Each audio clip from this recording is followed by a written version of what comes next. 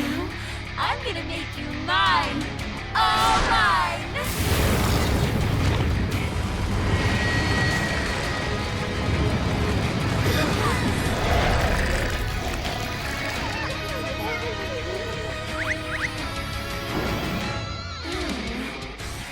The long wait for Persona 5 Strikers is nearly over, and with over a full year between its Japanese and English release dates, fans have built up a lot of expectations for the first ever canonical sequel to Persona 5. That's not the only milestone this game is reaching though. It's also the first Persona game to be released on Switch. Naturally, this raises a lot of questions, both about what Persona fans should expect from the story, and also what Switch players should expect from the performance. We've had the opportunity to play the first major story arc of the game, and thankfully a lot of those questions have been answered, and I'm looking forward to playing the rest of Strikers more than ever before. We've done this many a time. Can't imagine anyone being fazed by this. Welcome home! Strikers takes place half a year after the events of the original Persona 5, specifically during the summer vacation of Joker's senior year of high school. The Phantom Thieves have reunited for a trip to Kyoto, but their plans are thrown off track when they once again find themselves in the mysterious otherworld of the metaverse. There, they meet a brand new character, an AI named Sophia, who introduces herself as humanity's companion. Sophia's origins are a mystery even to her, but through her own strange powers, she's able to create something similar to a persona, which she uses to fight alongside the Phantom Thieves as an ally. We are the Phantom Thieves. The antagonist of the first arc is Alice, a fashion artist who is able to use the metaverse to manipulate the populace into following her with a religious zeal. Alice's shadow is the ruler of a jail, a location in the metaverse similar to a palace where she keeps the stolen desires of her victims. Since Alice's powers are similar to a change of heart, the Phantom Thieves find themselves under suspicion from law enforcement once again, and are forced to strike a deal with Zenkichi Hasegawa, an investigator with public security.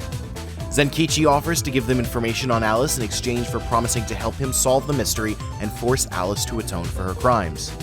For those curious, none of the events added in Persona 5 Royal were mentioned during my playtime, and Royal exclusive characters like Kasumi Yoshizawa and Takuto Maruki never appeared. If you've only played the original version of Persona 5, then you already know everything you need to know about the Phantom Thieves.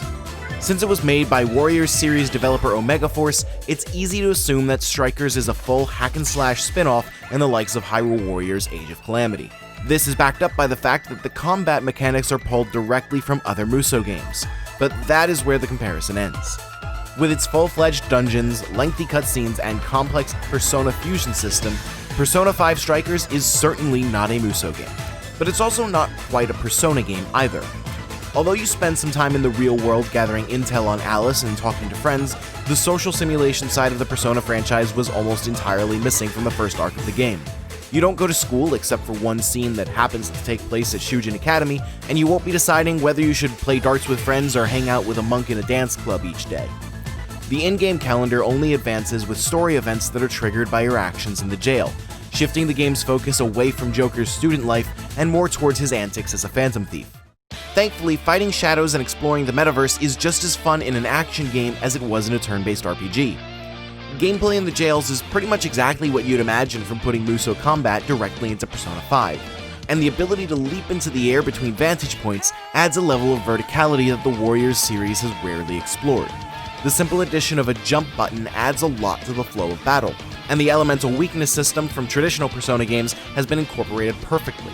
The option to stop time in order to select your Persona's skills helps keep the frantic chaos of battle manageable, and the ability to immediately jump to a weakened enemy with an all-out attack is the perfect hook to get right back into the fast-paced action after a slow, deliberate choice. The only downside to combat is that it's easy to run out of SP much quicker in an action game than a turn-based RPG, and with SP restoring items as scarce in Striker's first arc as they are at the beginning of the original Persona 5, you'll find yourself locked out of your Persona's abilities pretty often. This never turned into a huge problem since leaving the metaverse via one of the many checkpoints in the jail fully restores your HP and SP, but the need to regularly stop the action and sit through loading screens of going back and forth between the metaverse and the real world can kill the game's flow on a macro level pretty easily. As for the Switch version's performance, I'm incredibly impressed with how Persona 5 Strikers runs on Nintendo's hybrid handheld. Though the frame rate is capped at 30 frames per second and the resolution is noticeably lower than PS4 and PC, the overall game experience is shockingly consistent. I rarely noticed any frame drops during even the most chaotic battles, and the aesthetic flair Persona 5 is known for has not been compromised to run on Switch. It's surprising that a multi-platform game can run so much better than a Switch exclusive like Hyrule Warriors Age of Calamity, which was developed by the same studio and released half a year later in Japan than Strikers was. When I heard from impressions of the Japanese version that Persona 5 Strikers was more of a story-driven RPG than a Musou game, I was a bit worried that the game would be a half measure between two genres. I'm excited to be wrong about that, as Omega Force has done a great job merging two disparate genres together into an entirely new experience. It's not quite a Musou game or a Persona game, but it's tapped into my love of both franchises to create something that I'm looking forward to seeing more of. This video was made possible by our generous supporters on Patreon. Did you know that Nintendo World Report is funded directly by fans like you? When you support Nintendo World Report on Patreon, you get immediate access to multiple exclusive podcasts every month, exclusive Discord channels, an early look at select content, and more, all for as little as $1 a month.